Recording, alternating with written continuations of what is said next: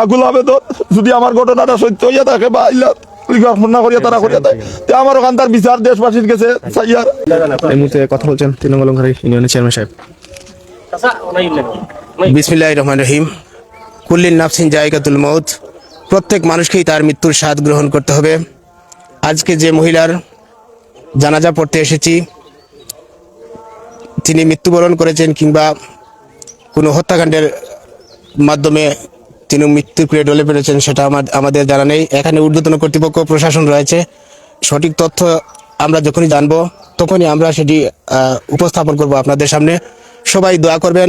আমার জানা মতো এই মহিলাটি অত্যন্ত ভালো এবং ভদ্র মানুষ ছিলেন। মহান আল্লাহ পাক রব্বুল আলামিন যেন বেহেশতের উচ্চ মুকাম দান করে সেই প্রার্থনা করি। এ ধরনের হত্যাকাণ্ড গত 15 দিন আগে বিয়ের সাজে সজ্জিত হয়ে উনি স্বামীর বাড়িতে গিয়েছিলেন। আশা ছিল সকলের, আমার ইউনিয়নের বাসিন্দা হিসেবে আমাদের সকলের প্রত্যাশা থাকে মহিলা বিয়ে দেওয়ার পর তারা যেন সুখে শান্তিতে থাকে। আমরাও সেটা আমিও অপ্রত্যাশা করেছিলাম, এই এলাকার মানুষও প্রত্যাশা করেছিল। আশা রাখছি সঠিক তথ্য যখন জানতে পারবো এবং ভবিষ্যতে যদি হত্যাকাণ্ডের শিকার হয় তাহলে আমরা এর সুষ্ঠু বিচার দাবি করছি এবং যদি তদন্ত সাপেক্ষে বের হয়ে আসে এটি কিভাবে মৃত্যুবরণ করেছে উনি, তাহলে আমরা এর বিচারের আওতায় নিয়ে আসবো। ইনশাআল্লাহ আপনারা সঠিক তথ্য জানতে পারবেন এবং আমি অলংকার ইউনিয়ন পরিষদের চেয়ারম্যান হিসাবে আমার ইউনিয়নের কেউ নির্যাতিত হবে অথবা মৃত্যুর স্বাদ গ্রহণ করবে অমানবিকভাবে সেটা কখনো আশা করি না এবং সুষ্ঠু বিচারের মাধ্যমে সেটি তথ্য উদ্ঘাটন করবই ইনশাআল্লাহ। আপনারা সবাই দোয়া করবেন। আর মহান আল্লাহ পাক রব্বুল আলামিন বেহেশতের উচ্চ মুকাম দান করেন সেই প্রার্থনা জানিয়ে আমার কথা এখানে শেষ করছি। আল্লাহ হাফেজ। আসসালামু আলাইকুম।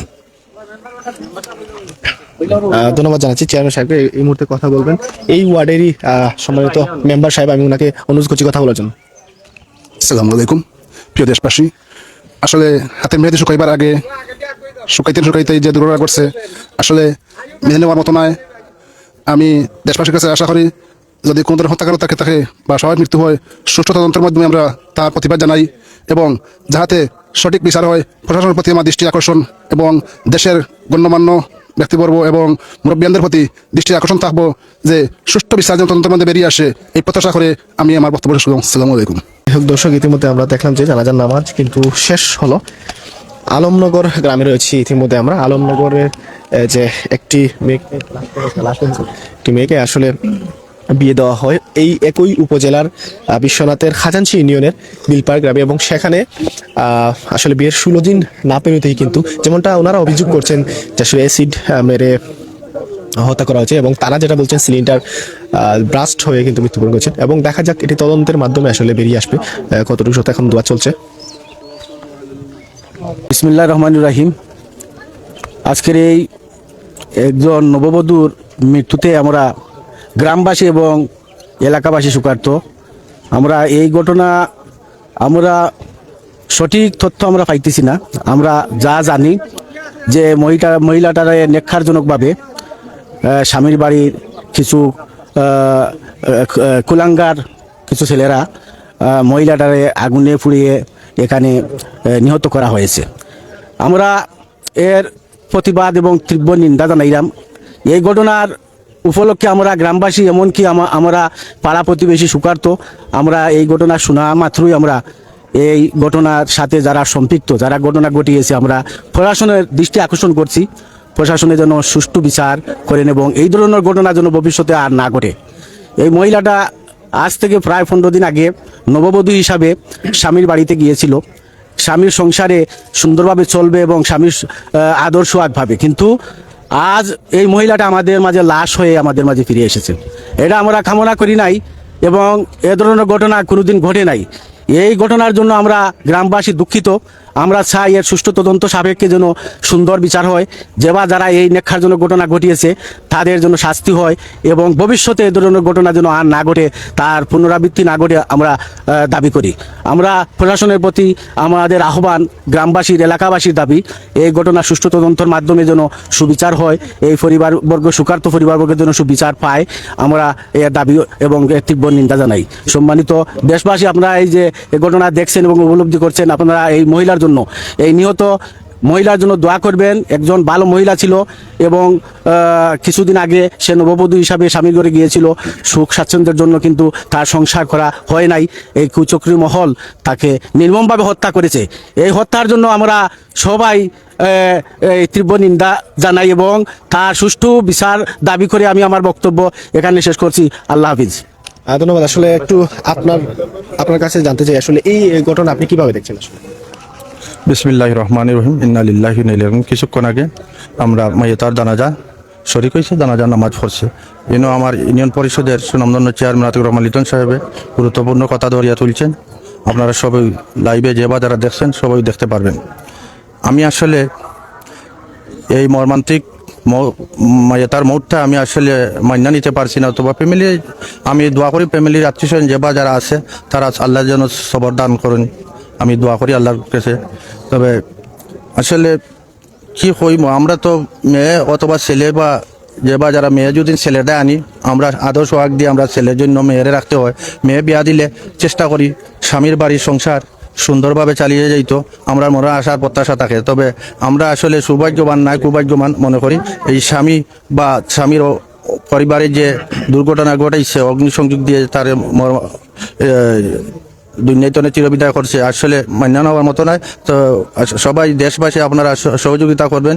আর এই যে আমরা গতকালকে যে ওসি সাহেব, ওসি স্যারে অত সহকার তদন্ত অফিসার আমাদের গ্রামে আইছিলাম, তাই সবগুলাও দেখে গেছেন। আর ওসি স্যারে মনে হয়তো আমি গেছি না, তবে জানতে পারছি ছেলের বাড়ি গিয়েও তদন্ত করছেন। তদন্ত যা ভিডিও ফুটেজ দেখলাম আসলে সব সাজানো, তারা ইচ্ছাকৃতভাবে এই মেয়েটারে ইন্তেকাল করছে অগ্নিসংযোগ দিয়ে। আসলে দেশবাসী ইউনিয়নবাসী সবাই কাছে আমরা আশা ব্যক্ত করি আপনারা আমরা এই মেয়েটার সহযোগিতা করবেন পূর্ণ বিচার পাইতে। সবাইকে ধন্যবাদ। আসসালামু আলাইকুম। ধন্যবাদ। আসলে সুখে সুখাহত এই গাঁও আমরা দেখতে পাচ্ছি। ইন্না লিল্লাহি ওয়া ইন্না ইলাইহি রাজিউন। আজকে আমরা যে মহিলার জানাজাতে আমরা অংশগ্রহণ করেছি, আসলে ভাষা নাই আমাদের যে দুর্ঘটনা ঘটেছে। উনার বিয়ে হয়েছে আজকে 2 তারিখে বিয়ে হয়েছে, আজ 15 থেকে 16 দিন হয়েছে। আমাদের ভাষা নাই এই যে দুর্ঘটনা ঘটিয়ে যে স্বামীর বাড়ি যে মহিলারা দিকে নির্যাতন করে হত্যা করেছে। আমরা দেশবাসী এবং এলাকাবাসী আমরা সুষ্ঠু বিচার এবং সুষ্ঠু তদন্তের মাধ্যমে আমরা এদেরকে ফাঁসির আওতায় আনতে চাই। এ ধরনের ন্যাক্যজনক ঘটনা আমাদের বাংলাদেশের মাঝে আর দেখি নাই। আজ 15 দিন হয়েছে একটা মহিলার বিয়ে হয়েছে, মানুষের বিয়ার শাদীতে স্বামীর বাড়ির সুখে শান্তিতে থাকার জন্য, বাল্য পরিবেশে থাকার জন্য। কিন্তু একজন স্বামীর বাড়িতে যখন ওনার স্ত্রীকে যেভাবে জ্বালানি হয়েছে, জ্বালাইয়া সব বাড়ি থেকে বের হয়ে গেছে, কিন্তু চিকিৎসা নেওয়ার মতো এমন কোনো মানুষ পরিবেশে এই জায়গার মধ্যে নাই। আমরা এই সুষ্ঠু তদন্ত এবং প্রশাসনের কাছে দূর দাবি জানাচ্ছি। আমরা অতি দ্রুত এই আসামি বা যারা এই ঘটনার সাথে জড়িত দ্রুত গ্রেফতারের জন্য দূর দাবি জানাচ্ছি। আমরা দেশবাসী এবং এলাকাবাসীর পক্ষ থেকে আমরা এই জানাজাতে অংশগ্রহণ করে এই জায়গা থেকে আমরা এই দূর দাবি জানাচ্ছি। আমরা দ্রুত এদেরকে গ্রেফতারের আওতায় আনার জন্য এবং এদেরকে ফাঁসে দেওয়ার জন্য দূর দাবি জানাচ্ছি। এ বলে আমার সংক্ষিপ্ত বক্তব্য শেষ। আল্লাহ হাফিজ। আসসালামু আলাইকুম।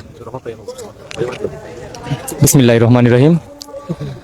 আসলে এখানে বলার কোনো ভাষা নেই, যেটা ভাষায় আসলে বলার মতো কোনো ভাষাই নেই এক কথায়। তো বিষয়টা হচ্ছে কি যে আমাদের পার্শ্ববর্তী এলাকা আলমনগর বিভিন্ন জায়গায় শুনেছি এভাবে হত্যাকাণ্ড অথবা নির্মম এই হত্যাকাণ্ড বিভিন্ন জায়গায় শুনেছি, বাট আমার এলাকায় শুনে আমি আসলে আমার যে অশ্রুসিক্ত চোখ নিয়ে আমি আস্তে আস্তে কিন্তু আমার কান্না গড়ে গড়ে পড়ছিল। বাট এই ধরনের একটা হত্যাকাণ্ড ঘটিয়ে কিন্তু ওরা আবার পালিয়েও গিয়েছে, এগুলো আমরা আসলে মেনে নিতে পারছি না।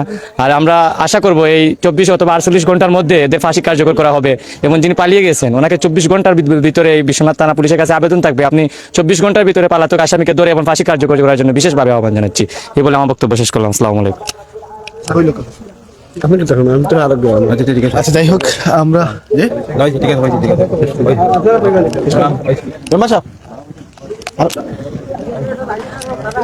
যাই হোক আমরা আসলে লাইভে রয়েছি ইতিমধ্যে। আমরা আসলে শেষ কিছু হইল শেষ করিল।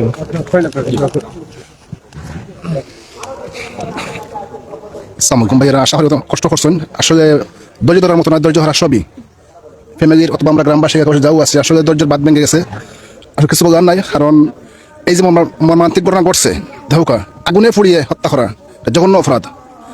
আশা করবো আমি আপনারা যাই করছেন লাইভের মাধ্যমে, প্রশাসনের মাধ্যমে, আমরা এলাকাবাসীর মাধ্যমে আগে বলে গেছি যে সুষ্ঠু তদন্তের মাধ্যমে আমরা আসামিকে গ্রেফতার করে শাস্তি দেওয়ার জন্য এটাই অনুরোধ ধর্ম সবার প্রতি। আর যে মহিলাটা আছে দোয়া হবার সবে যেন করেন।